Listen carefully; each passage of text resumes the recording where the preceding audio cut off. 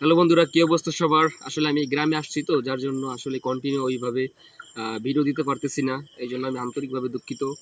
তো এইমাত্র পাওয়া খবর, আমাদের মেগাস্টার শাকিব খানের সাথে একই ফ্রেমে, মানে এটা কোনো সিনেমার কোনো শুটিং না বা কোনো সিনেমা একসঙ্গে অভিনয় করা না।